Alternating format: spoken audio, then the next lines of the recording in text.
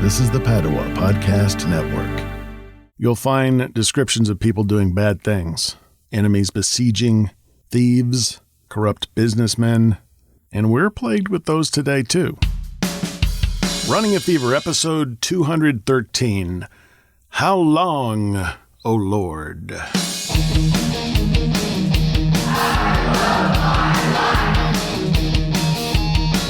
How long, O Lord, will I call for help, and thou wilt not hear? I cry out to thee, violence! Yet thou dost not save. You know, it seems like forever we've been quarantined, wearing masks, wiping down our groceries, and acting like everyone around us has the plague. And is that what it is? A plague? That Bible quote is from the prophet Habakkuk. And like much of the Bible, that whole chapter is written so that it easily applies to our life today. Or any time, really. Northwest Arkansas right now is a hot spot, and I'm concerned about that. Checked last Thursday, and there were 234 new cases in these few counties in one day. A population of about 500,000. Well, maybe. I'm thinking it's safe to say between 200 and 300,000. Anyway, point is, it's not Dallas. It's not St. Louis. It's not Memphis. It's not a big city. But the quote also mentions violence. And if you read on in Habakkuk chapter 1, you'll find descriptions of people doing bad things. Enemies besieging, thieves, corrupt businessmen, and we're plagued with those today too, especially the violent criminals infiltrating peaceful protests against the murder of George Floyd. Now, this isn't a sermon, and if you're interested in the problem of evil, why, if there is a God, he allows bad things to happen, Habakkuk might be a good book to study. No, this is a podcast about fitness, diet, and medicine. And the answer, of course, to the question how long, is that we need to practice protective measures until COVID-19 is under control. When each case can be found early and treated as successfully as we now treat flu viruses, the seasonal flu virus. So here are the guidelines again. Number 1, wash your hands often. Number 2, avoid close contact.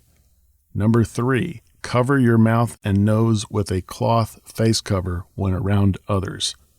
Number 4, cover coughs and sneezes. Number 5, clean and disinfect. Number 6, monitor your health. So, of course, there's a lot more detail at cdc.gov, and I encourage you greatly there's so much information coming in on this thing. I encourage you to make that website your source of COVID-19 information. Everything you need to know is there. I have a direct link in the show notes, and please read this and just, let the CDC be your source of information. So speaking of that, I was on YouTube recently listening to Sade, one of my favorite bands of all time. Do you know, little known fact, when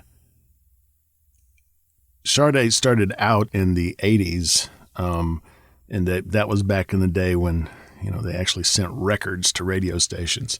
And on the record, it actually had a pronunciation of the name, Sade. Sade is also the name of the band. It's not just the singer. Anyway, probably not interesting to most people, but Sade is one of my favorite bands of all time. And an ad came on YouTube, and this was, it looked like it was from the CDC, and it said, was given all these guidelines, and it said you should only wear a mask if you are sick. Now, this conflicts with what I just told you, which is directly from the website. So I emailed the CDC about it, and I'm waiting for a response. But I think the YouTube ad was in error. The logic is that you could bring in an infection if your mask is contaminated. That could bring in an infection somewhere. But I think the proper message is wash your cloth mask often or use disposable masks only once. And I need to do better about that. But I am wearing a mask when I go out. Another small correction to some previous episodes. When I was walking around the lake, I would, once I went out with my friend Jill and her dog Sachi, and I also usually meet dogs because people walk their dogs there with them. So I mentioned these animals, and I assumed they could not get the COVID-19 virus, but I have since learned, again from the CDC website, that a small number of pets have tested positive for the virus. However, the risk of spread to humans from pets is low. Of course, there's plenty of information on this at cdc.org, and I'll put a link to that particular page in the notes. So you might want to check that out if you have pets. How long? Until COVID-19 is under control.